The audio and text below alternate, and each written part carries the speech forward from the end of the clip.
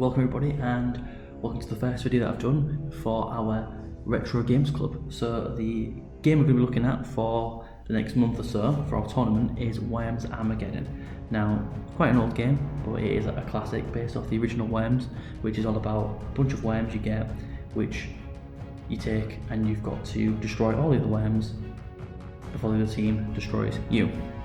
So the format we're going to do is we're going to do 5 teams of 5.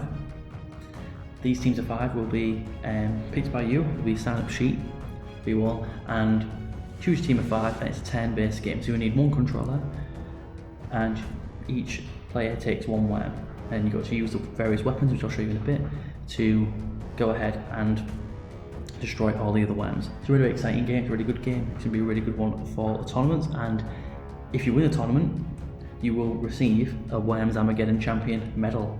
Ooh, very good. So, without further ado, I'm going to go through how we play the game so you can get practicing. Now, it's quite easy for you to get the game if you want to use RetroArch like I am to play the game on an emulator, or you can download it for, it doesn't cost very much, from goodoldgames.com. So the first thing I'm going to show you is how we actually play the game. So I'm going to start a single player game. Now, one thing you can do, if you do manage to get this game, is you can go to the training menu and you can practice all the different weapons you can use, and it teaches you how to sort of use it all properly. Missions menu is like a single player campaign, but I'm just going to play a quick game against the computer. So before the game starts, I'm going to put up a little picture of the controls, which should appear now.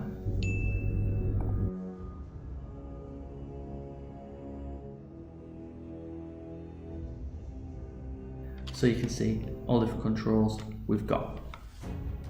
So we're going to start off firstly. I think I should go first. So you see you've got worm 1.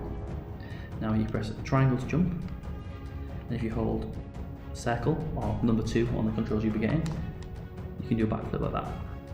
Okay. You've got select, which allows you to choose a weapon, and you press number 3 or X to shoot your weapon of choice. And you see on the screen you've got the wind gauge, which is in this bottom area here, your team's health, the other team's health, and how much time you've got left. Now you can do up and down to show how far you want to, the angle of your fire.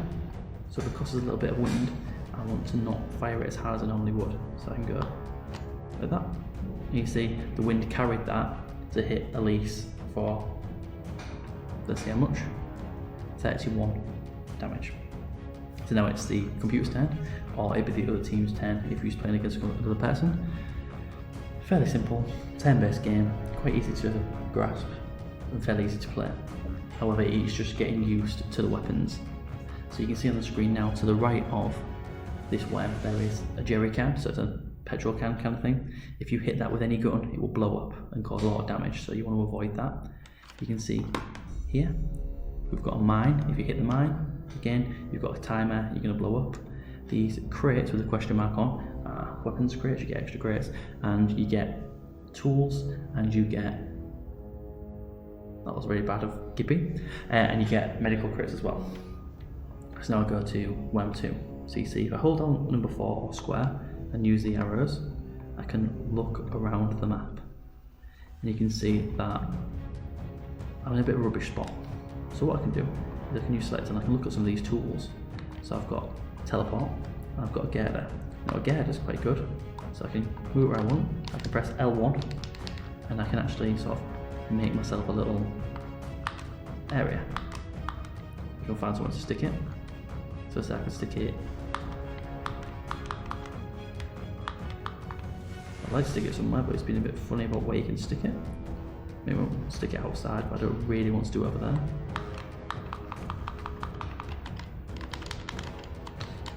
You have to have a certain amount of room before I let you stick it, but so let's do that. So let's try teleport.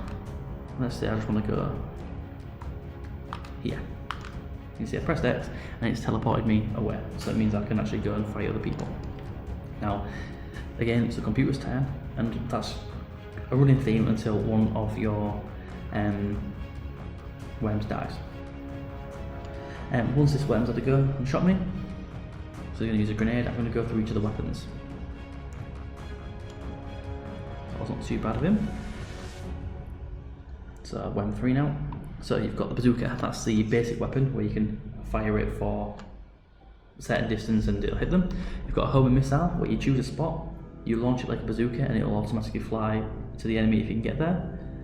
Mortars is like a bazooka, but it fires things down onto the enemy. You've got grenades that you just saw where you set a timer, so you can go max bounce, min bounce. And you've got our L2 where you can choose how long you want it to go for. Same with the cluster grenade. You've got a battle axe, which you just hit them for not that much damage. Shotgun, handgun, and Uzi are like handguns that you can shoot with, which do a little bit of damage. Sheeps are really good because you can use a sheep to blow up a really wide area. You've got prod. You've got prod, which is here, which pushes them a little bit. You've got kamikaze, which is like a suicide, where you fire at them and blow up. You've got Dragon Ball, which pushes them, and Fire Punch, which fires them up in the air. Dynamite's really good for a lot of damage. You've got Mine, which is just a normal mine, you just place it down. For tools, you've got a blowtorch, which allows you to dig into the ground. Drill allows you to dig into the ground. A girder sort of allows you to bridge gaps and things like that. A baseball bat hits them really far, and teleport makes you move away. You've got the ninja rope, which allows you to like swing around the map, and a bungee allows you to fall off an edge without you actually taking fall damage. You've got a parachute, which is the same thing. A skunk, which is very similar to a sheep, where it walks around, and then you can skip your turn, or you can surrender the whole game. So I'm going to go with, we'll go for dynamite and kill curry. So I'll go to dynamite. I'll walk up to curry. I'll jump over here, try not to hit the mine, and you can see it'll blow up and it'll go flying. So I got myself a little bit, so you can damage yourself as well. But that's it really, that's the basics of the game. So the idea is going to be a 5 versus 5 format. You all choose a worm each. You go ahead and defeat the other team. Once you defeat that team, you go on to the next one and the next one.